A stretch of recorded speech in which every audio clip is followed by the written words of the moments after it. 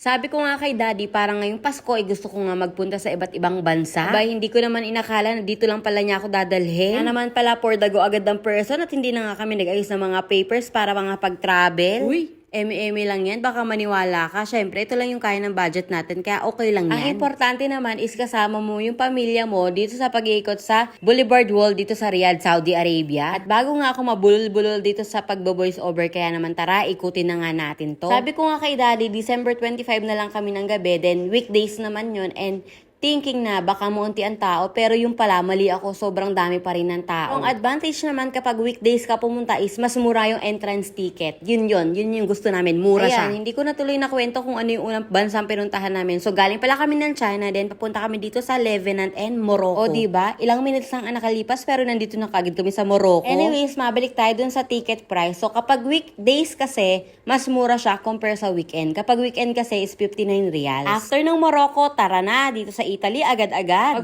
Pagpasok mo pa lang ay ito agad yung bubungad sa'yo. Napakaganda talaga ng view at talaga nakaka-relax. At dahil medyo mabigat na nga si Aizen, ipinaglakad-lakad ko na nga siya para naman kahit paano ay hindi na nga siya karga. O diba, kahit si daddy niya ay pinaglalakad na nga rin siya. At dito naman sa side ng Italy, mas makikita mo yung view ng man-made lake or man-made ocean nila na meron dyan dinosaur, whale, and then in the center is yung planet. And pwede ka rin pala mag-boat ride na ibayad nga lang din yan. Nung nagsawa na nga kami sa Italy, sabi namin, tara punta na tayo ng Greece. Kaya lang bago nga kami pumunta ng Greece ay dumaan nga muna kami dito sa Combat Village. Akala ko matutuwa si Aizen dito sa soldier tank na to, yung pala ay hindi dahil natatakot nga siya, hindi niya kilala. Okay, so mag-greet lang naman kami sa Combat Village, then diretso na nga kami dito sa Greece. Alam nyo, napakaganda rin ng view dito sa Greece. O meron pa nga cable car. And then meron nga palang pirates show na nag-start nung nandun kami, kaya mananood nga muna kami. Then, nag-decide na kami magpunta sa Egypt. Para sa akin, isa tong Egypt sa maganda kasi napakadami mong area na pwedeng puntahan at kitang-kita mo talaga yung pyramid. At habang nag-iikot-ikot nga kami, meron nga kami nakitang show dito.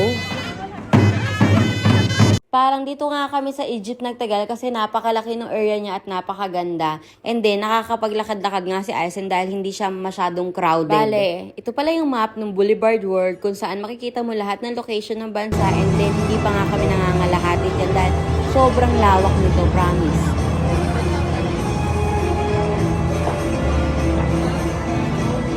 Sa paglalakad nga namin, nakikita nga si Aizen ng mga banana. Kaya naman sabi nga ni Daddy, sige nga maglalaro siya for 50 riyals. Kaya lang nga, walang na-shoot. Sayang nga, sana pinamakdo na lang namin, charis. After nga maglaro ni Daddy, nagpunta na nga kami dito sa India. Para naman mawala sa isip ni Daddy yung pagkatalo niya ng 50 riyals sa paglalaro, charis. Nagkanda ikot-ikot pa nga ako dito sa India na to dahil nga hinahanap ko tong Taj Mahal. Kaya lang ito lang naman yung nakita ko. Kahit paano naman, maganda naman yung pagkakagawa dito. Hindi ko sure kung ito yung Taj Mahal or yung pinaka-water lang. Pag-exit mo nga ng India, meron ka dyan makikitang elephant, and then makikita mo tong Cocomelon World. Meron nga kami nakita mga mascot dyan, kaya lang takot na takot nga tong sa Aizen. Tingnan nyo naman. So ayun nga, after nga dito, nagpunta na nga kami ito sa Benvenidos.